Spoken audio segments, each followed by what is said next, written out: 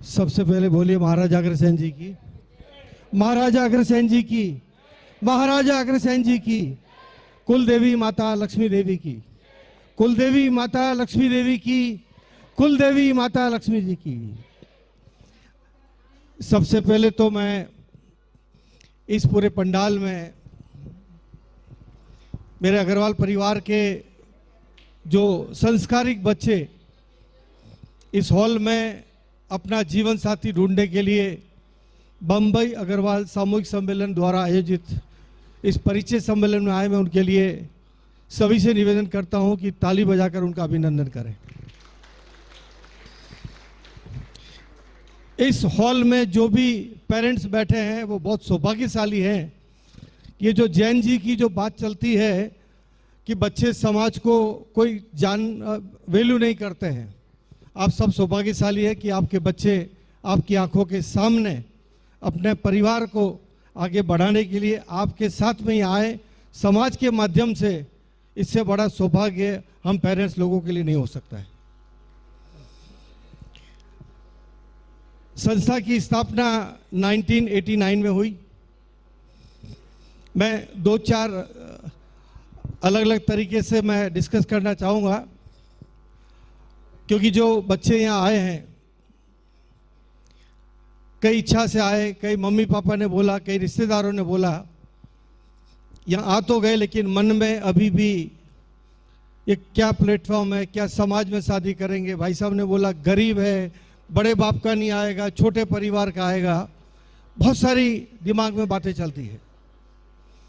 मैं जो बच्चे यहाँ पे उनको बताना चाहता हूँ कि समाज जो बम्बई अग्रवाल सामूहिक सम्मेलन है, जो आदरणीय डालचंद जी गुप्ता और हम सभी के मार्गदर्शक स्वर्गीय विश्वनाथ जी पोदार, इन दोनों ने बहुत बड़ा एक मन में संकल्प लेकर, और मैं दाद देता हूँ डालचंद जी भाई साहब कि आज भी वो किसी भी समाज के प्लेटफॉर्म पर जाए वो परिचय सम्मेलन और सामूहिक सम्मेलन के अलावा बात नहीं करते।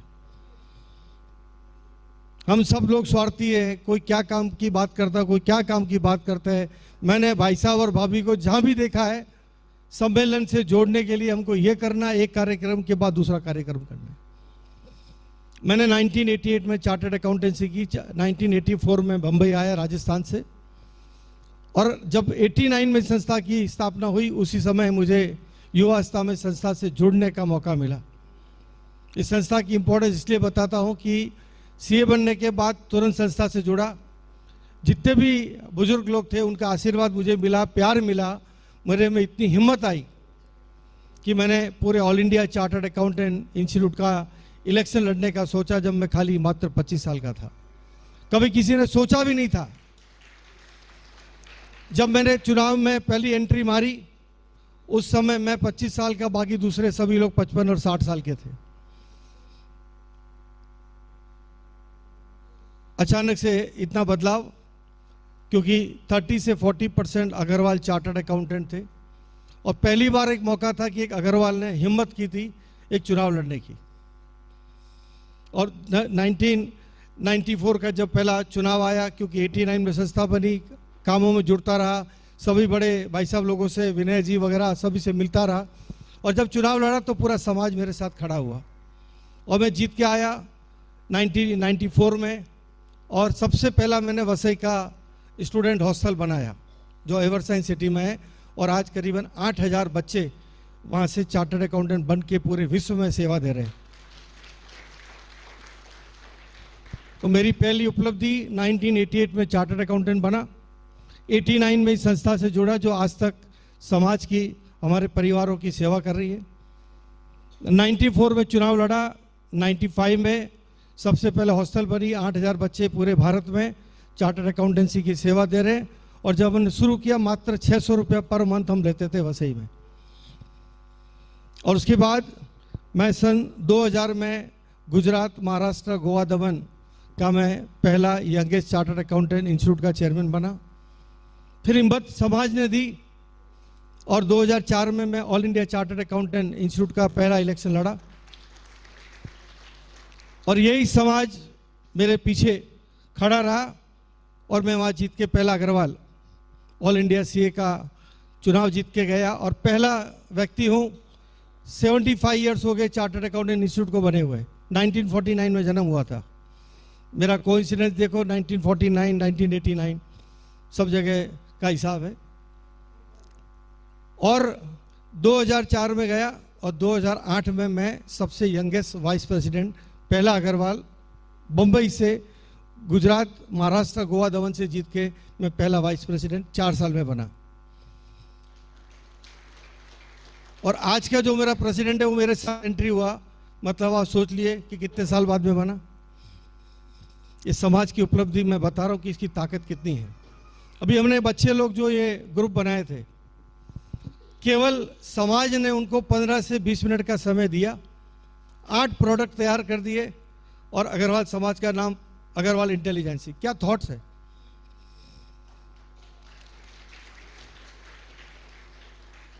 मैं सब बातों का मकसद बाद में बताता हूं थोड़ा। मैं एक एक चीज को ऑब्जर्व किया यहाँ पर, इतना आनंद आया मुझे कि मैं बार बार मन ही मन में डालचंद जी भाई साहब को धन्यवाद दे रहा था। सुबह में बाहर से आया, भाई साहब ने बोला आने का है, तो हमारे तो आदरणीय बोल दिया मतलब आना है। और 2009-10 में मैं ऑल इंडिया सीए का प्रेसिडेंट बना। मुझे नहीं लगता है कि कोई भी व्यक्ति जो चार्टर्ड अकाउंटेंट है इस देश में मुझे नहीं जानता होगा। प्रेसिडेंट तो बहुत बनते हैं, लेकिन मुझे सौभाग्य मिला कि भारत का सबसे पहला फ्रॉड जो हुआ, सत्यम का फ्रॉड, सब जानते हैं ना, उसका इन्वेस्टिगेशन की हाई पावर कमेटी बनी, उसका चेयरमैन बनने का भी नेतृत्व मुझे मिला।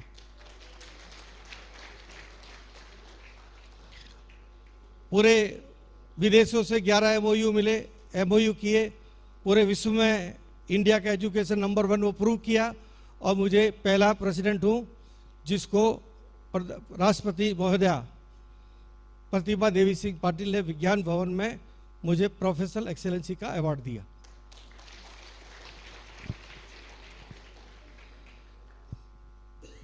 मैं वहीं नहीं रुका, 9-10 के बाद दूसरा देश का फ्रॉड हुआ, नेशनल स्पॉट एक्सचेंज, सुना होगा सब लोगों ने, कॉमोडिटी एक्सचेंज में था, उसका भी नेतृत्व करने का मौका मुझे मिला। अभी 15 दिन पहले सारे इन्वेस्टर को कोर्ट से इतने बड़ा प्रोसेस होने के बाद अभी थोड़े दिनों में पैसा उनको डिस्ट्रीब्यूट होगा। और उसके बाद तीसरा था यस बैंक, आपने सुना होगा। वो बैंक अगर बची है तो उस समय मैंने ईमानदारी रखी। जैसे लोग बिक जाते हैं, अगर मैं भी किसी स्वार्थ के कारण हो जाता तो बैंक करीबन 2,60,000 करोड़ की बैंक थी। और मैंने पब्लिक डोमेन में आकर गवर्नर, सेबी चेयरमैन और सभी से बात कर उस बैंक को बचाया। तो देश के तीनों जो इम्पोर्टेंट हिस्से थे, हिंदी मीडियम से पास करके राजस्थान से आना, और इसका पीछे का बैकग्राउंड बताऊंगा। मैं तीसरी क्लास से लेकर 7वीं क्लास तक कभी भी बिना सप्लीमेंट्री के पास नहीं हुआ। 8वीं में ग्रेस आया तो मैंने पूरे माउंट आबू में मिठाई बांटा कि मामा के घर जाने को मिलेगा पहली बार। लेकिन मेरी मम्मी को मेरे पर बहुत कॉन्फिडेंस था, उन्होंने पिलानी भेजने के लिए साइंस मैथमेटिक्स दिलाया। फिर भी मैं रुका नहीं, 9th में फिर सप्लीमेंट्री आई। और शुरू से बचपन से होनहार हूं। 10th में मैं 2 बार फेल हुआ और तीसरी बार पास होकर जिंदगी में कभी फेल नहीं हुआ। यह उदाहरण इसलिए दिया कि आप परिचय सम्मेलन में आए हैं अपना जीवन साथी ढूंढने के लिए। अगर पेरेंट्स ने कह दिया तो वहां पे कोई किंतु परंतु करना नहीं। अभी भाई साहब ने बताया कि मैंने आबू में एक कॉलेज खोला, वो भी मेरी मम्मी का 2 मिनट का निर्णय था। मैं जब ये प्रेसिडेंटशिप से फ्री हुआ तो मैंने कहा चलो मैं पूरे विश्व में घूम के आया हूँ तो मम्मी पापा को थोड़ा शेयर करने जाता हूँ। तो मैं आबू गया और जाते ही मम्मी का क्या काम होता है, पहले बच्चे का सगाई होवे, शादी होवे, बच्चे होवे, प्रोसेस रहता है ना मम्मी पापा का। तो मैं मम्मी के पास गया और जाते मेरे सिर पे हाथ रखे, बोले बेटा तेरे एक ही बेटी रिया है, तेरे एक बेटा होना चाहिए। मैं बोला मम्मी आजकल हम जैसे बेटे आपके हैं वैसे आज की तारीख में माँ बाप जो है वो ATM कार्ड के अलावा उनका कोई रोल नहीं है। 99% बढ़िया कर दो, 1% भी नहीं किया तो आपने हमारी ज़िंदगी में कुछ नहीं किया। तो मैं सब बेटों का हालत और सब माँ बाप का हालत मैं देख चुका हूँ, इसलिए मुझे बेटी एक ही है। आपकी पोती ने मुझे कभी एहसास होने नहीं दिया कि मेरी एक ही बच्ची है। तो उन्होंने कहा कि बेटा और कुछ नहीं तो तू एक स्कूल खोल ले। उन्होंने जैसे बोला कि स्कूल खोल ले, मैंने बोला माँ आपकी बात को मानूंगा। उठा, रिक्को के चेयरमैन को फ़ोन किया, उन्होंने मुझे 25 एकड़ का जगह दिया। मैंने वहाँ वर्ल्ड का पहला रेसिडेंशियल कैंपस बनाया, तिरुपति बालाजी का रिप्लिका टेम्पल बनाया, गौशाला बनाई, पब्लिक गार्डन बनाया। ये केवल मेरी मम्मी का अगर मैं उस समय नकार देता तो मैं ये चीज़ें समाज के लिए नहीं बना पाता। और आज भी उन्हीं के आशीर्वाद से, और वो कॉलेज का नाम भी मेरे नाम से नहीं, मम्मी पापा के नाम से। और आज भी मेरे पास दो ही चीज़ है, मैं चार्टर्ड अकाउंटेंट हूँ और अग्रवाल हूँ। मैं सीए था तो राष्ट्रीय अध्यक्ष बना, और अभी आदरणीय सुभाष चंद्रा जी के आशीर्वाद से और समाज में काम करते हुए देखने के लिए मुझे अग्रवाल विकास ट्रस्ट, जो हमारी सबसे पुरानी संस्था है। अग्रवाल कितने लोग गए आप लोग?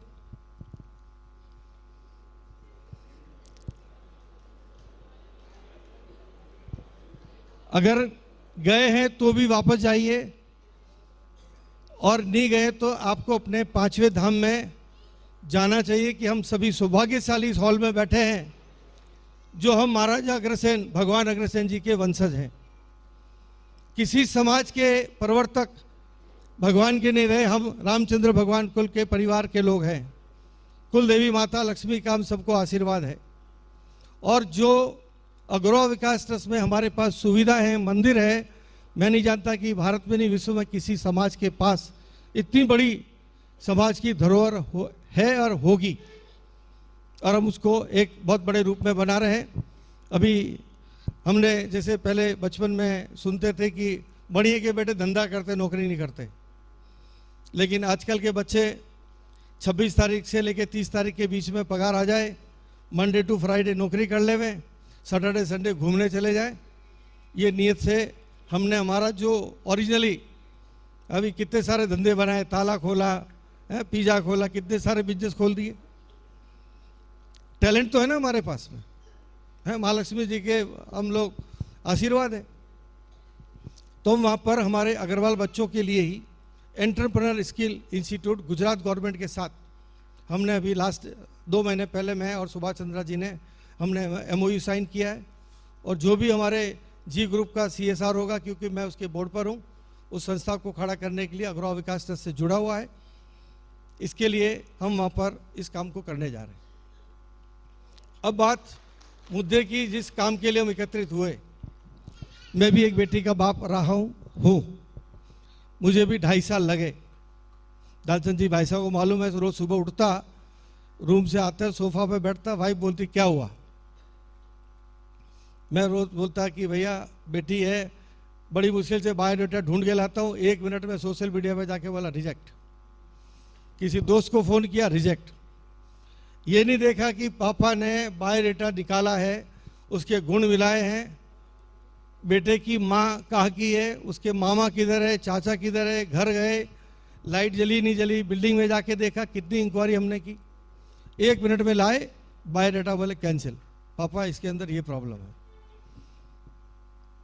2-2.5 साल मतलब कितने बायोडाटा देख लिए होंगे कि इसकी कोई लिमिट नहीं। सब समाज से जुड़ा हुआ, हर लोगों ने सपोर्ट किया। एक दिन मुझे गुस्सा आया, मैंने कहा कि बेटा, माँ बेटी दोनों को बैठा के बोला 30 अप्रैल का डेट है, अगर तुम लोगों ने हाँ ना नहीं दिया, मैं 30 अप्रैल किसी को भी माला पहना के आ जाऊंगा। परेशान हो गया, काम धंधा नहीं, हर जगह ना, चॉइस की कोई लिमिट नहीं। फिर मैंने उसको थोड़ा काउंसलिंग करना, क्योंकि आजकल के बच्चे माँ बाप को मानते नहीं है, यार दोस्तों को ज़्यादा मानते हैं, सोशल मीडिया को ज़्यादा मानते हैं।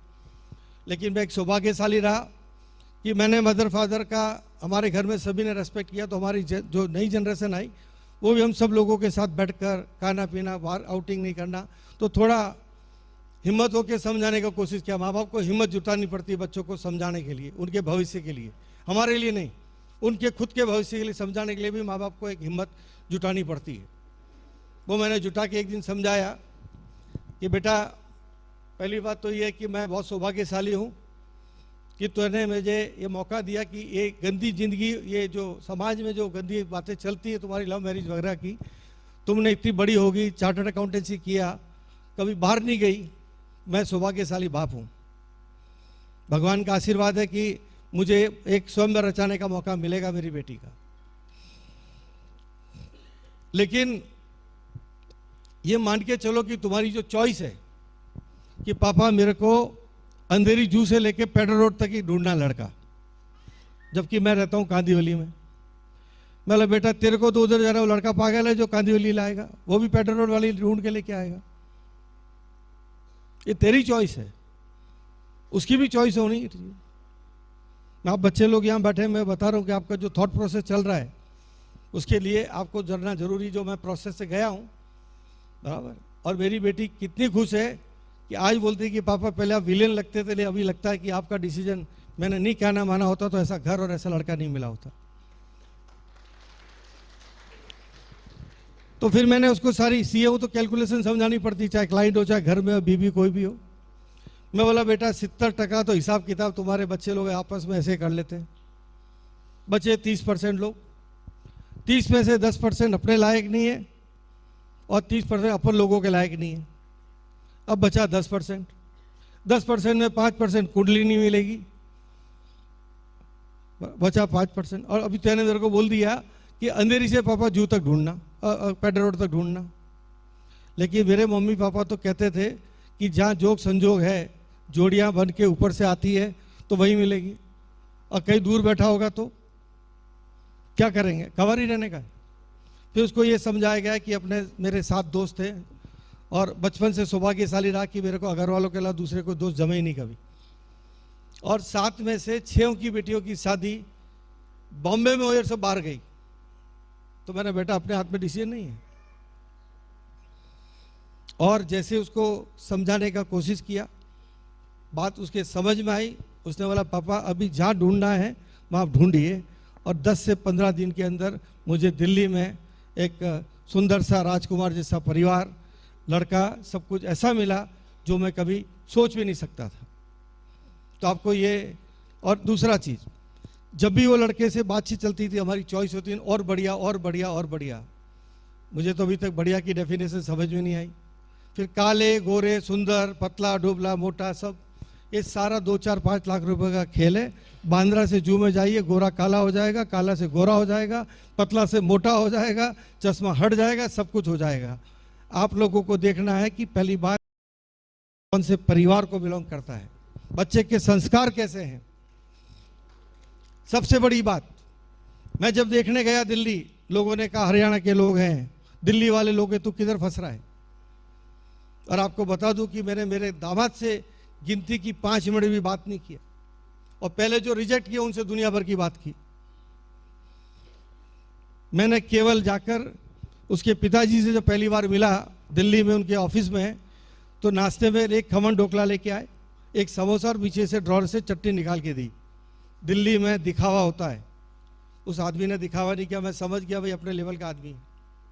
और जब उसकी मम्मी से मिला, जब भी मैंने चर्चा की तो उसने क्या बोला, मैं मेरी दीदी से पूछूंगी, मेरी दीदी से पूछूंगी।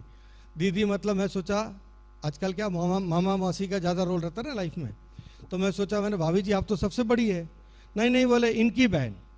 मैंने कहा जिस घर में नंदों का चल रहा हो उस घर में संस्कार है, मुझे इसी घर में देना है। मैंने कभी भी इससे अलावा कोई बात किया ही नहीं। इतना बड़ा, और मेरे दोस्त गए थे जीएन गुप्ता जी साथ में, बोले उत्तम जी आप अपनी बेटी का हाथ कुछ भी बिना देखे दे रहे हैं।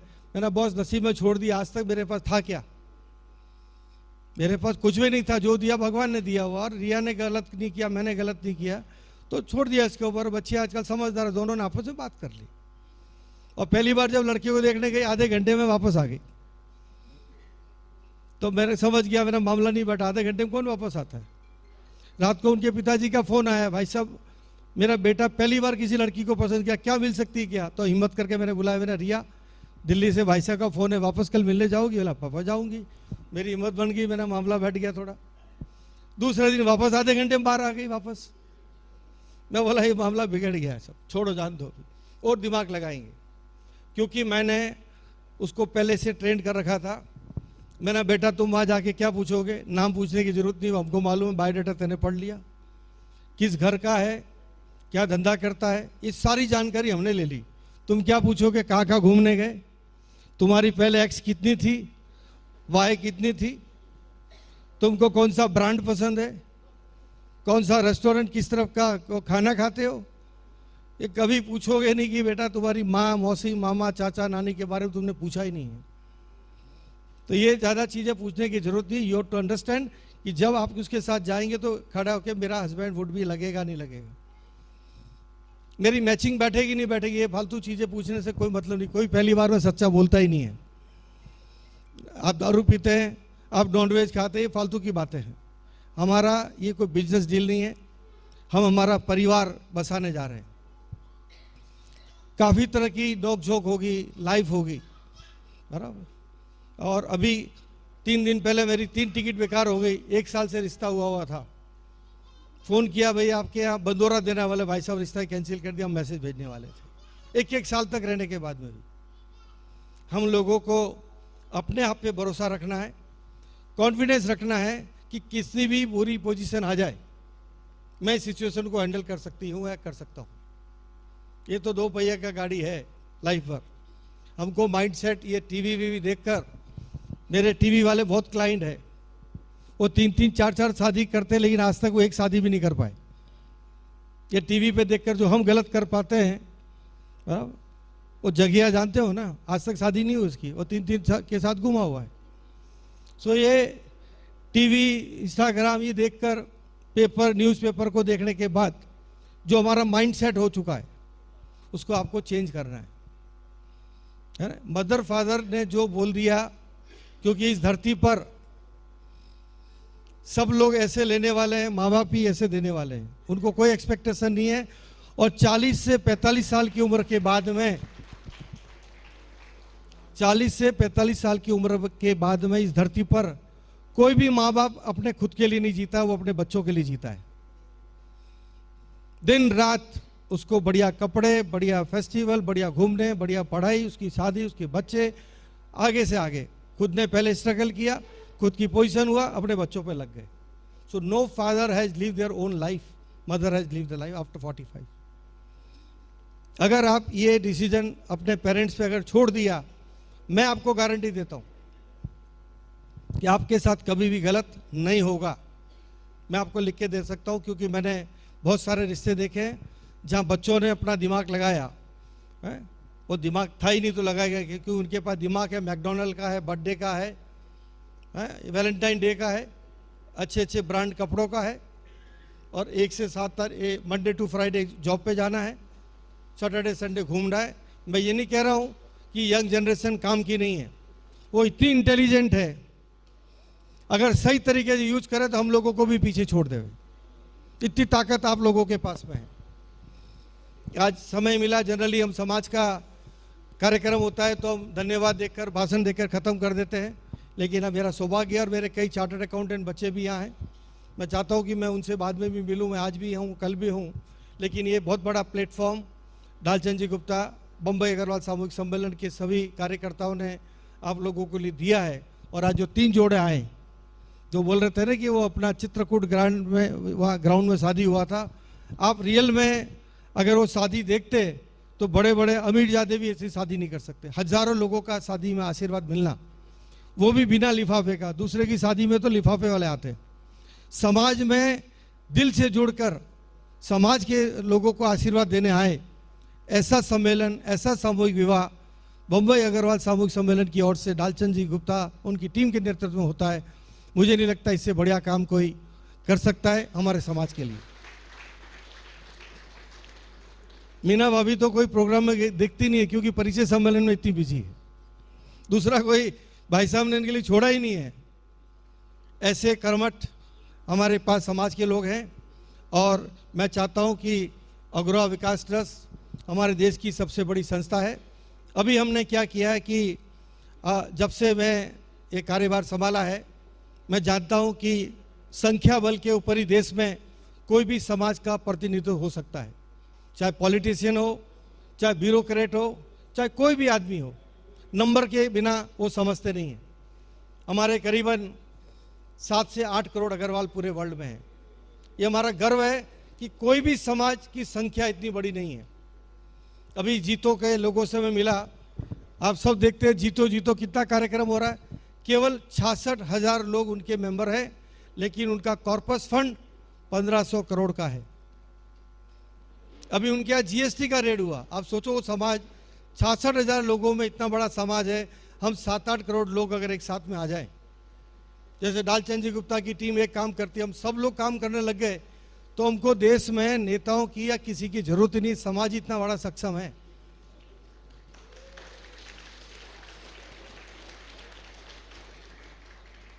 मैं वर्ल्ड में कहीं भी गया, मुझे अग्रवाल मिलता, मेरा दिल खुश हो जाता। हमारे समाज की ताकत है। तो मैंने एक 21 रुपये करके अग्रवाल विकास ट्रस्ट की वेबसाइट पर हम सबको ज़्यादा से ज़्यादा लोगों को जुड़ना है।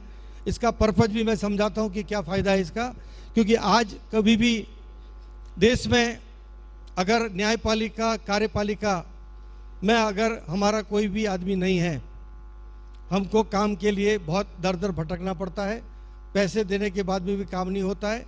अभी मैं पूना गया था, एक महिला मिली भाभी जी, उनकी बच्ची आईएएस है और कोई कारण से उसका ट्रांसफ़र पूना कराना था, दर दर भटक के आ गई, पैसे का ऑफ़र भी कर दिया, लेकिन उस बच्ची को कोई जगह नहीं मिली, क्योंकि हमारा समाज का प्रतिनिधित्व कहीं पे भी नहीं था।